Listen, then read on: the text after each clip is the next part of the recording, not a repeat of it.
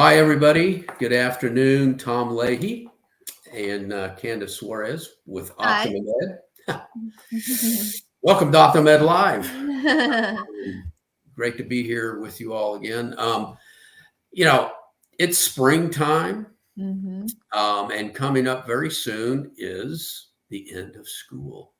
And we've got a lot of juniors that are trying to figure out what comes next. What should they be doing in terms of college applications? Because they're going to be looking at, if they're considering early action, early decision, Mhm. Yeah, um, fall. This fall coming fall is application time. Yep. very, very quickly. I mean, 1 Yep. November is probably a date you can circle on the calendar because Mhm. that's the more predominant date in terms of early Mhm. action, early decision. Some are earlier, some are later. Yep. But I think for planning purposes, circling 1 November on your calendar is probably a good idea. Mhm.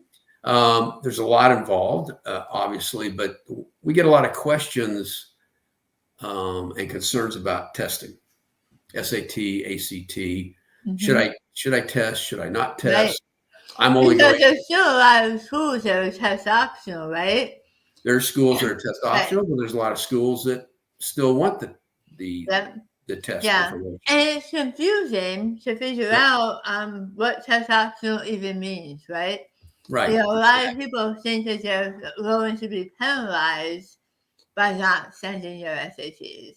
You think, oh, you're not sending them, they must be bad, right? Right. Exactly. Yeah. Yeah, but that's not Well, always the case.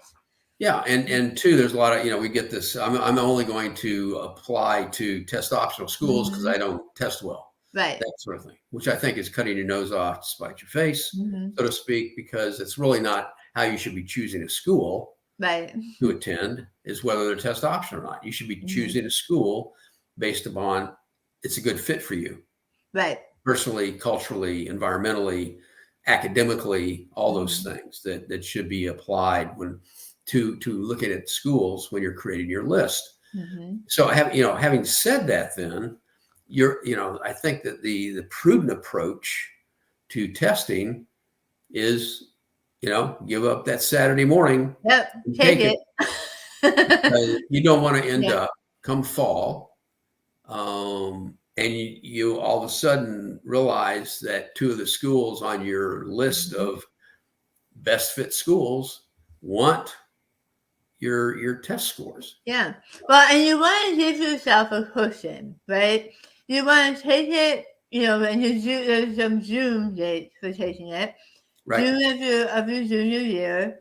So you want to take it to give yourself the summer and the fall. If you want to take some test prep courses and retake it again. Right. And for current sophomores, sometimes even December of junior year Mhm. is a good time to do a baseline test too. Right. Yeah. Mhm. So actually, yeah, the SAT is being given on June 3rd. Yep. You have to register by May 4th. There Huh? is a late registration, but May 4th is the Mhm. registration date for the June 3rd test. ACT is June 10th. Mhm. Registration May 5th. But take it, take both. Mhm. It is better to have those scores in the can come application time than to not have them. And as Candace, you said, that gives you a baseline Mhm. to look at, how you did and determine whether you want to do something over the summer to prepare. And the SAT is given again in August, Mhm. and the ACT in September. So you still have time to take it again come Mhm. fall ahead of those deadlines. So there are okay. Let's talk test. What does test optional mean, right? Right. So there's more ways. Some schools are test optional, but they have this term now, test flexible. Mhm. Okay, so you can not send your scores if you have a certain GPA, right? Or you don't have to send your scores unless you want to be considered for, Mhm. scholarships, that sort Mhm. of thing. or you don't send your scores, but you got to write an essay. They have to write an essay, right? We've seen that a couple of times. Right. Yeah. So what it really comes, and when do you do, if it's test optional, how do you determine whether it would be good to send your scores? Is it going to be a positive thing to send your scores?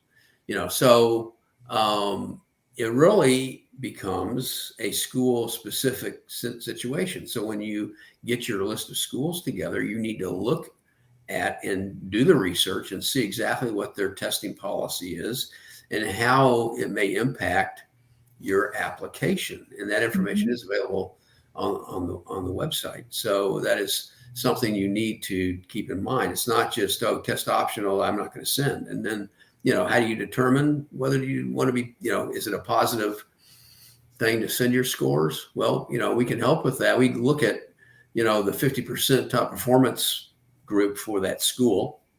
And if your scores are above that, you're in the upper 25% performance. And, maybe it'd be a good thing to send, but again, you have to look at the policy of the school and determine at that point whether it makes sense to send the scores or not. So, but I think for the purposes of this conversation, for juniors, take the ACT, the SAT before school's out or soon out in June.